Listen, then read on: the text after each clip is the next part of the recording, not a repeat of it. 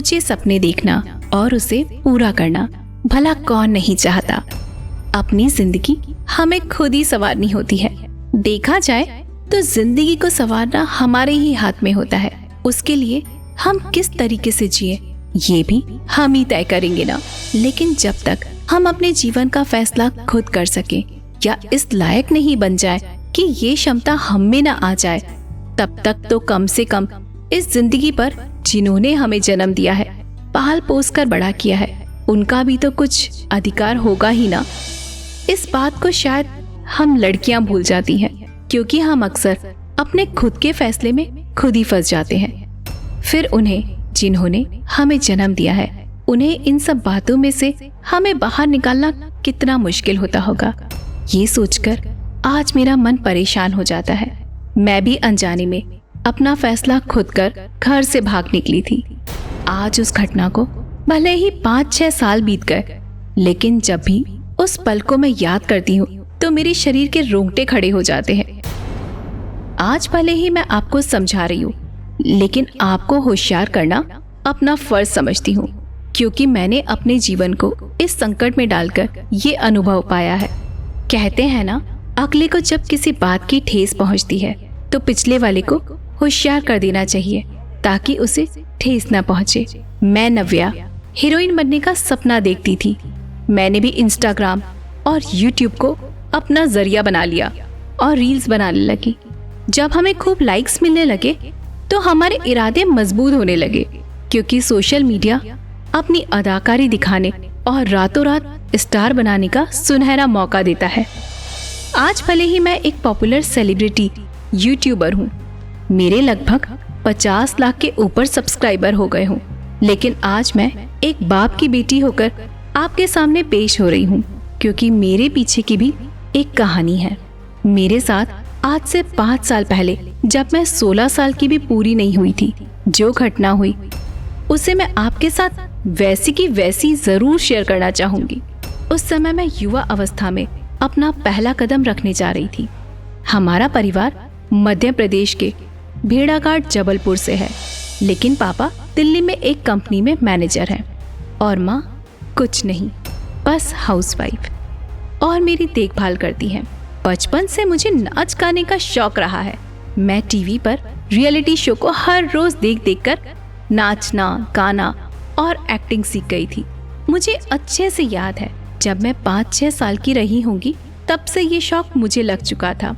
Reality show का एक भी एपिसोड मैंने कभी भी मिस नहीं किया, चाहे वो सिंगिंग हो या डांस का। सारे के सारे प्रोग्राम मैं बहुत ध्यान लगाकर देखती थी और उसे कॉपी करने का प्रयत्न करती थी। मेरे इस शौक में मेरी मम्मी भी साथ देती थी। मेरे डांस और एक्टिंग में मेरी गलतियां भी बताती थी और खूब तारीफ भी किया करती थी। मम्मी मेरे हर रोज बहुत सारे वीडियोस भी बनाती थी।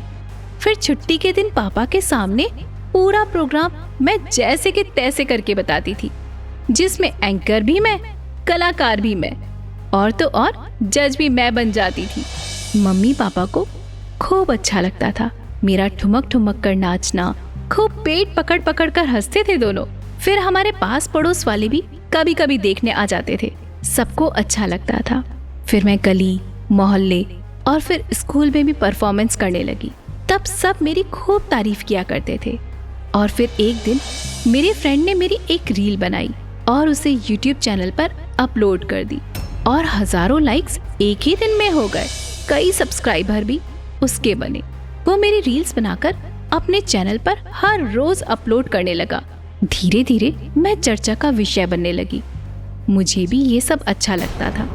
एक दिन मेरी एक सहेली ने मुझे सलाह दी, तू खुद का अपना चैनल क्यों नहीं बना लेती? बात सही थी। मैंने अपना चैनल बनाया। कुछ ही दिनों में मैं काफी पॉपुलर हो गई। साथ ही साथ मेरा चैनल भी बड़ा होता गया और उससे अच्छी खासी कमाई भी होने लगी।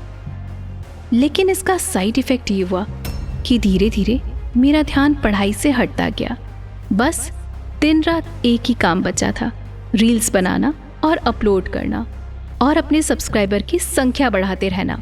अब मैंने नया मोबाइल खरीद लिया था जिसके कैमरे के पिक्सल्स अच्छे थे, वीडियो साफ सुथरा दिखता था मोबाइल की क्वालिटी भी बहुत अच्छी थी।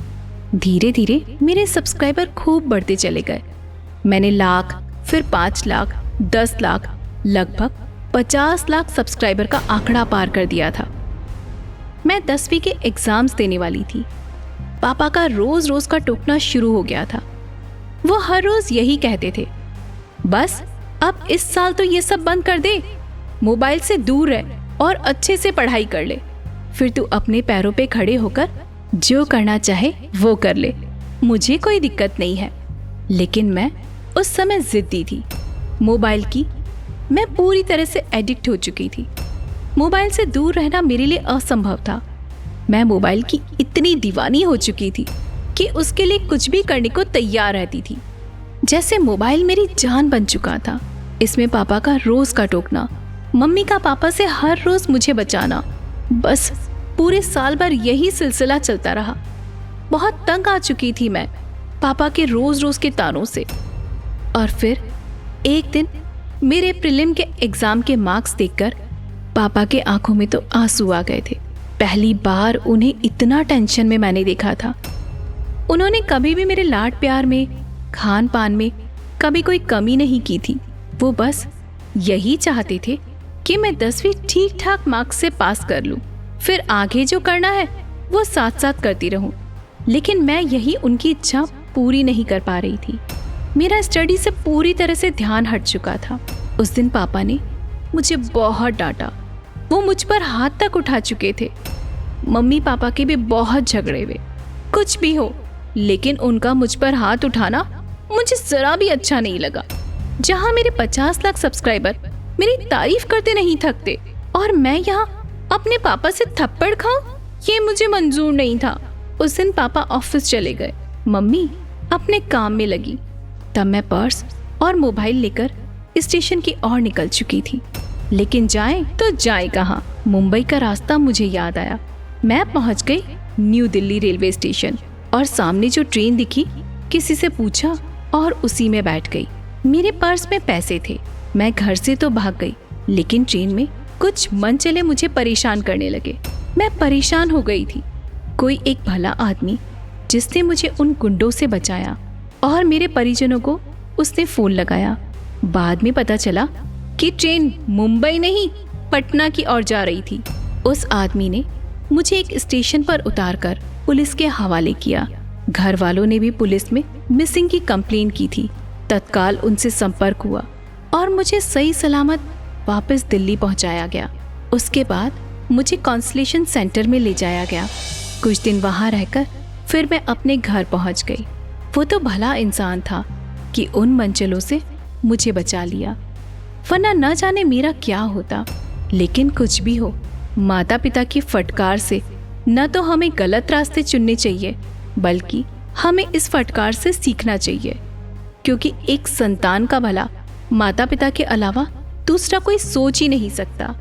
आज की युवा पीढ़ी को सोशल मीडिया की ऐसी लत लग गई है कि सोते जागते मोबाइल पर ही सपने देखने लगते हैं और उसे पूरा करने के लिए मोबाइल को ही सहारा बना लेते हैं। बड़ों को भी अपने बच्चों को एक स्पेस देना होगा। आपकी डांट से वो घबराए नहीं, बल्कि आपको चाहिए कि उनके साथ सही और गलत में तालमेल बिठाएं।